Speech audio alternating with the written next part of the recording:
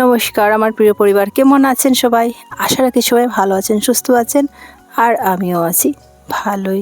নতুন দিনের নতুন আরেকটা ব্লগে আপনাদের সবাইকে অনেক অনেক স্বাগত আর অনেক অনেক ভালোবাসা জানিয়ে আমার আজকের ব্লগটি শুরু করলাম। তার আগে আমি অফ ক্যামেরাতে চা খেয়ে নিয়েছি। কাছেই বসেছিল আমার বিল্লি রানী, তো ওকেও আমি একটু দুধ বিস্কিট দিয়ে দিলাম। এরপর লেগে পড়লাম আমার সংসারের কাজে। তো তার আগে আমি উঠোনটা ঝাড় দিইনি সকালবেলা, এই তো আমি ঝাড় দিয়ে নিচ্ছি। যদি ভিডিওটি আপনাদের কাছে ভালো লাগে তাহলে একটা লাইক দিয়ে প্রথম থেকে শেষ অবধি থাকার অনুরোধ করছি। আর যদি বেশি ভালো লাগে তাহলে সাবস্ক্রাইব করে আমার পাশে থাকবেন। আর যারা সাবস্ক্রাইব করে অলরেডি আমার পাশে আছেন তাদেরকে তো আমার অন্তর থেকে অনেক অনেক ভালোবাসা। দেখুন বিল্লি রানী দুধ বিস্কিট খেয়ে কত আরাম করে শুয়ে আছে চালের ওপর। এরপর আগের দিন রাত্রিবেলা আমি একটু মুগ ডাল ভিজিয়ে রেখে দিয়েছিলাম। সকালবেলা সেগুলো ভালো করে ধুয়ে জল ঝরিয়ে রেখে দিয়েছি। আর জলটা ভালো করে ঝরে যাওয়ার পর এই যে ব্লেন্ডার দিয়ে এখন ব্লেন্ড করে নেওয়ার পালা। তো এখানে ছিল হাফ কিলো মুগ ডাল, তার মধ্যে দিয়েছি কাঁচা লঙ্কা, আদা, পরিমাণ মতো নুন দিয়ে ভালো করে সবগুলো মেখে নিচ্ছি। তো কেন করছি বলবো দাঁড়ান। যেহেতু এখন ফাল্গুন মাস, বসন্তের রোদ, এই তো সময়, আর এই রোদ্দুরে কি কাজগুলো বাদ দেওয়া যায় বলুন? তো সবগুলো ভালো করে মেখে নিচ্ছি। মেখে নেওয়ার পর হঠাৎ আমার মনে পড়লো যে তার মধ্যে কালো জিরা দিতে একদমই ভুলে গেছি। তো সাথে সাথে একটু কালো জিরাও দিয়ে দিলাম। দেখুন ভালো করে সবগুলো ডাল, এই যে দেখুন কালো জিরা দিচ্ছি এখন, সবগুলো ডাল খুব সুন্দর ব্লেন্ড হয়েছে। বাইরেও প্রচুর রোদ্দুর। তো আজ দিচ্ছি মুগ ডালের বড়ি দিচ্ছি। বাইরে প্রচুর পরিমাণে রোদ্দুর, আর এই রোদ্দুরে যদি বড়িগুলো দেওয়া যায় তাহলে শুকাতে আর বেশি ঝামেলা হবে না। তার আগে আমি থালে একটু তেল ভালো করে লাগিয়ে দিলাম। বড়ি বানানো তো সবাই জানেন।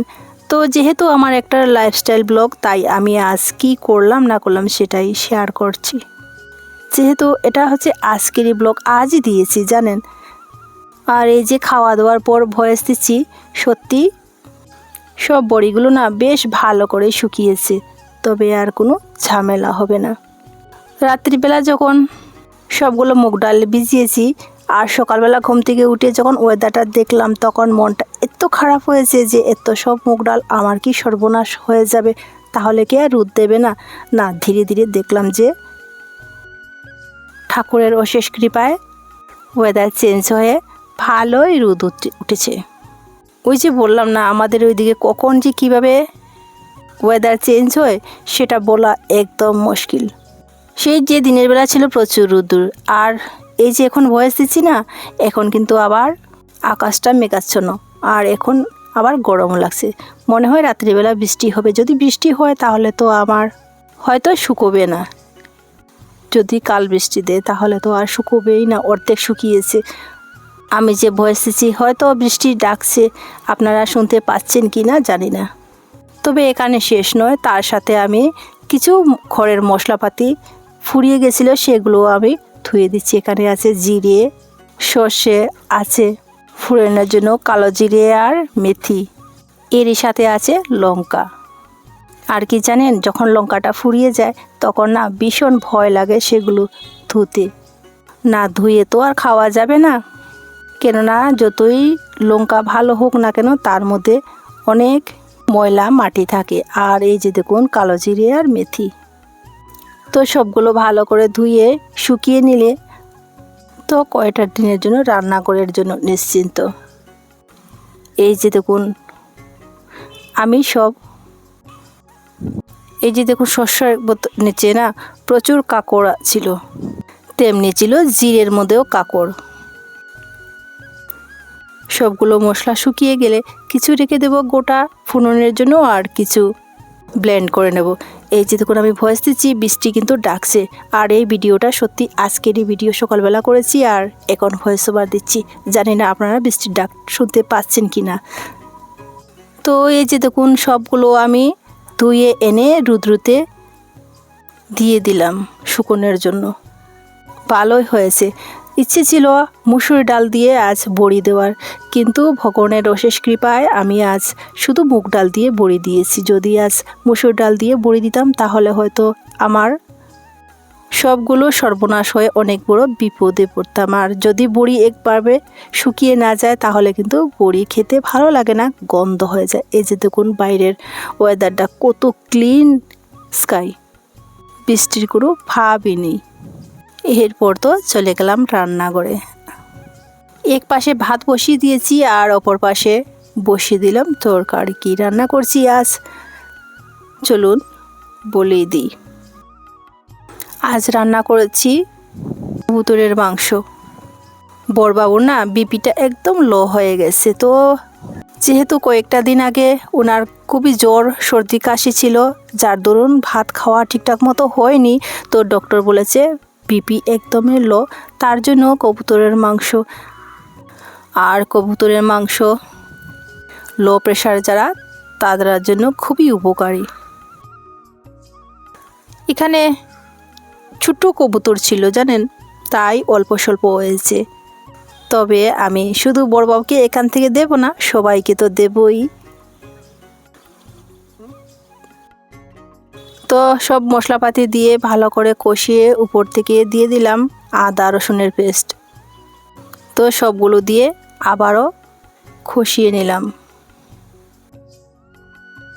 মাংসগুলো ভালো করে কষাতে আমি ওইদিকে অফ ক্যামেরাতে কিছু লোকাল আলু সেগুলো খোসা ছাড়িয়ে নিচ্ছি, তবে সবগুলো আর ক্যামেরা করতে পারিনি। দাঁড়ান, এই যে যখন দেখলাম যে মাংস থেকে তেলটা ছেড়ে দিচ্ছে, তাই আমি উপর থেকে ওই ধুয়ে রাখা লোকাল আলু তা দিয়ে দিলাম। আর সেটা হচ্ছে আমাদের বাসারই আলু। একটু পরে দিচ্ছি কেন আলুগুলো খুব সুন্দর তাড়াতাড়ি সেদ্ধ হয়ে যায়। মাংসর সাথে আলু কষিয়ে নিলাম। যখন দেখলাম যে পুরো তেল ছেড়ে দিয়েছে, দিয়ে দিলাম গরম জল। এখানে মাংস থেকে আলুটা একটু বেশি হওয়ার কারণ, যেহেতু আমাদের পরিবারের লোকজন একটু বেশি, তাই সবাইকে তো দিতে হবে, সেজন্য আলুটা একটু বেশি করে দিয়ে একটু বাড়িয়ে দিলাম। তরকারি কি করব, ওইদিকে তরকারিটা হতে হতে অপর পাশে আমি মাছের মধ্যে নুন হলুদ মেখে নিচ্ছি। এই যে দেখুন আমি ভয়েস ওভার দিচ্ছি, বাইরে কিন্তু বৃষ্টি খুবই ডাকাডাকি করছে। জানি না আপনার ভয়েসে বুঝতে পারছেন কি না, মনে হচ্ছে এক্ষুনি বৃষ্টিটা চলে আসবে। তো রান্না হয়ে গেছে, নামিয়ে নিয়েছি। এখন মাছগুলো ভাজা করে নিচ্ছি। মাছগুলো যদিও বা আমাদের পুকুরের, কিন্তু কেটেছে আমার বড়বাবু, সেজন্য পিসগুলো এত ছোট হয়েছে যে কি আর বলবো। তবু জানেন আমার কাছে অনেক বড় সাহায্য হয়েছে, নইলে আমি অর্ধেক রান্না করে তারপর মাছটা কাটতে হতো। সে যাই হোক, যেহেতু ও ছান করতে এসেছে তাই মাছগুলো দেখে আমাকে কেটে দিয়ে অনেকটা বড় সাহায্য করেছে। আর যদি আমি বলতাম যে মাছের পিসগুলো ছোট হয়েছে, তাহলে তো ও আর কোনো দিন আমাকে এভাবে করবে না বলে, তাই আমি আর কিছু বলিনি।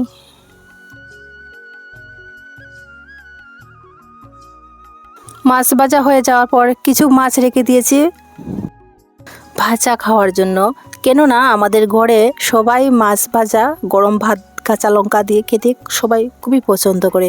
এই যে দেখুন ছোট একটা বাটিতে রেখে দিয়েছি, আর ওই কড়াইতে পেঁয়াজ ফোড়ন দিয়ে শিম আলু টমেটো দিয়ে আজ মাছ দিয়ে রান্না করব, বসিয়ে দিলাম। রান্না হতে হতে এখান থেকে কিছু মাংস তরকারি ওই বাসাতে আমার চায়ের জন্য পাঠিয়ে দিলাম, যেহেতু ওরা যাবে বলছে তাই। তো বন্ধুরা, আজ দুপুরবেলা রান্না করেছি শিম আলু টমেটো আর পুকুরের মাছ দিয়ে একটা হালকা পাতলা ঝোল, সাথে কবুতরের মাংস আর মাছ ভাজা। রান্না করতে করতে দেখলাম যে আমার বড়বাবু ছান করে এসে গেছে, খাওয়ার জন্য খুবই তাড়াহুড়া করে রান্নাটা করে নিচ্ছি। আর আমার বড়বাবু ছান করে খাওয়ার জন্য অপেক্ষা করে একদমই থাকতে পারে না। তাই কি করি, আমি সব দিন কিন্তু রান্নাটা ভালো করে শেয়ার করতে পারি না। এই যে দেখুন, এখান থেকে অনেকটা কম মনে হচ্ছে মাংস তরকারি। তো বন্ধুরা, আজ এই পর্যন্ত। দেখা হচ্ছে পরবর্তী ভিডিওতে। সবাই সুস্থ থাকুন, ভালো থাকুন, সাবধানে থাকুন। আসি, টাটা।